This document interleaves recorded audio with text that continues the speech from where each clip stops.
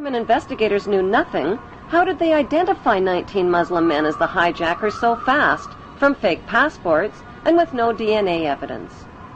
How could Muhammad Atta's passport survive the fireball explosion that supposedly cremated him, fly out of his pocket, fly out of the incinerated plane, flutter to the ground into 2 feet of debris, and end up in readable condition in the hands of investigators, all within 48 hours?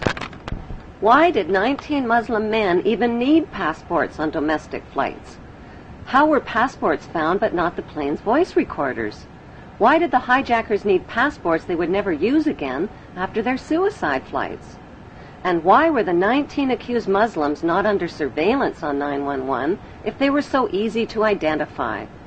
The suitcase of accused ringleader Muhammad Atta was never loaded onto the hijacked plane and conveniently fell right into the hands of investigators.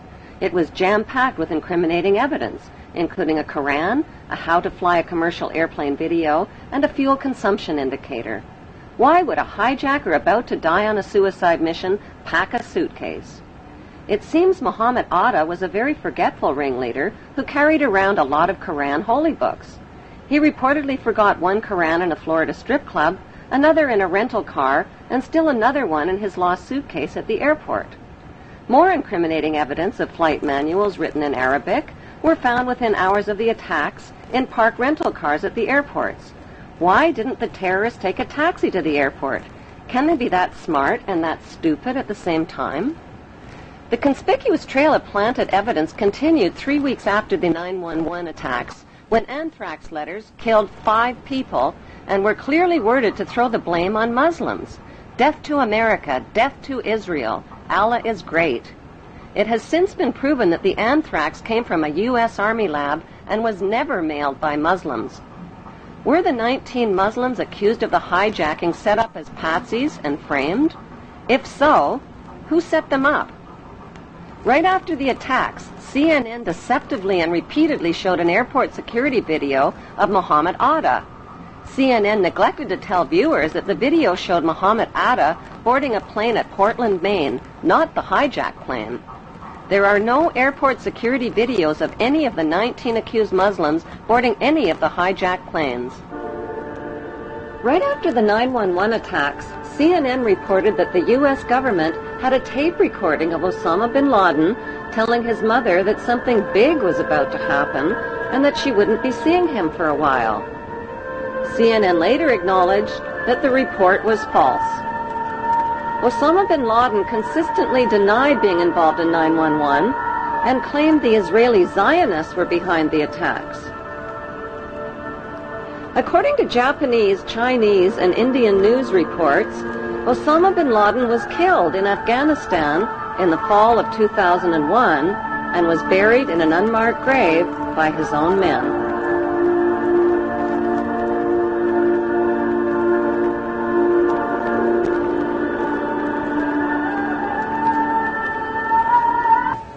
Following the money trail, Osama bin Laden. Army sources telling me, even via Iraq, via other places overseas, we know where he is. We're on him. It's just a matter of time. Do you agree with that? I believe he's dead.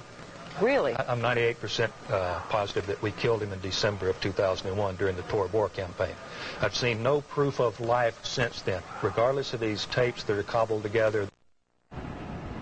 On Halloween 2004, just before the U.S. presidential election, this man, dressed in an Osama bin Laden costume, confessed to the 911 attacks, scared American voters, and tricked them into treating George Bush to another 4 years in the White House. Zionist extremists believe that Hebrew Jews are God's chosen race of people with a God-given right to the land of Israel. The Muslim world and millions of Europeans, including Germany's former Minister of Technology, Andreas von Bülow, believe that Zionist extremists staged the 911 attacks on America to ignite the war on terrorism. That war has targeted Israel's Muslim enemies and is being fought and paid for with the blood, the lives, and the tax dollars of terrorized American citizens.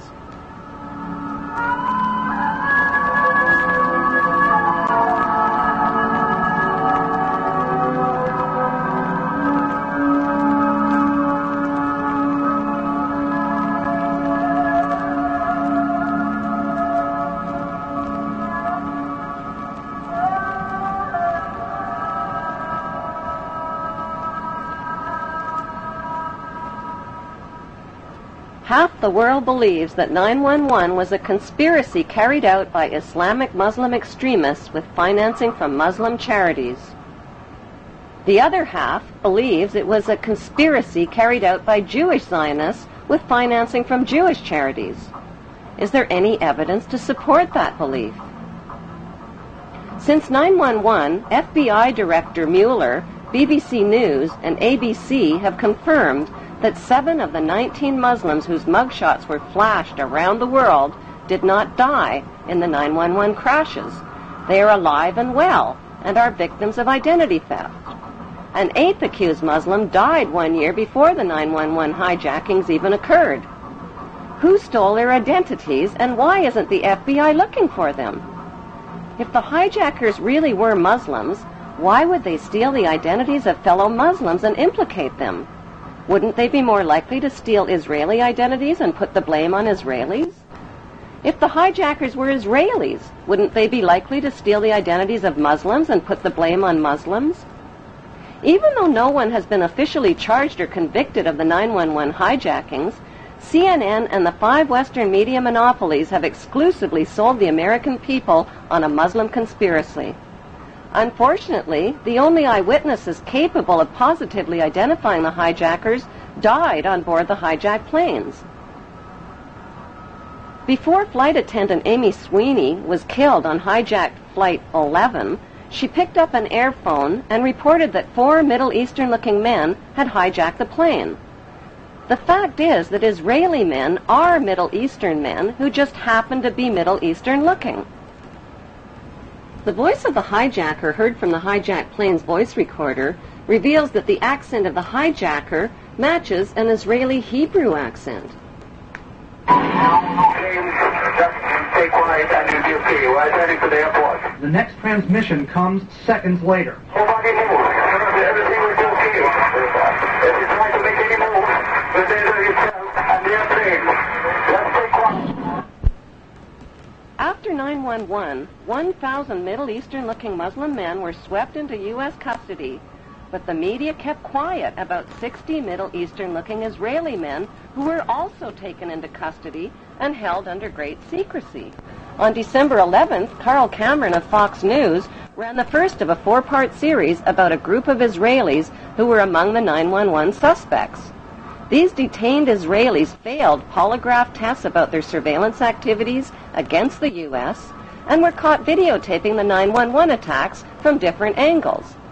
Fox News also reported that the evidence linking these Israelis to 911 was classified, but a leaked 61-page report from the U.S. government's Drug Enforcement Agency revealed that another 120 Israelis, posing as artists, were also rounded up right after 911.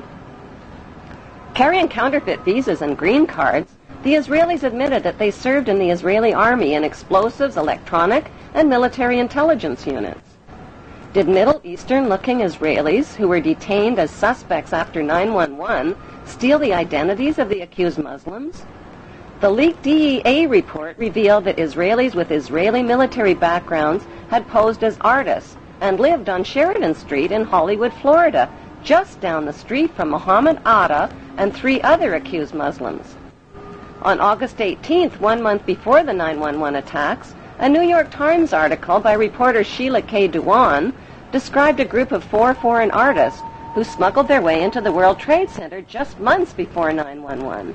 The artists occupied studio space free of charge on the 91st floor with 14 other artists and claimed to be writing a book called The Bee Thing. They also claimed that they constructed a temporary balcony on the 91st floor as a prank. Somehow, these so-called artist pranksters escaped the attention of the World Trade Center's heavy security companies. George W. Bush's brother, Marvin Bush, just happened to be the director of Securicom, which provided electronic security for the World Trade Center. By some mysterious coincidence, Marvin Bush's company also provided electronic security for 911's United Airlines and 911's Dulles Airport. So what were 18 foreign artists really doing living free of charge in one of the world's most expensive rental spaces? Many top engineering and demolition experts believe that the Twin Towers were rigged with explosives which caused the buildings to implode vertically in a typical controlled demolition. The reason the collapsing buildings looked like a controlled demolition, say experts, is because they were a controlled demolition. Photos and video recordings confirm that explosions occurred at the base of the two towers as well as in Building 7 before they fell. On September 24th, firefighter Louis Caccioli told People Weekly point blank, "We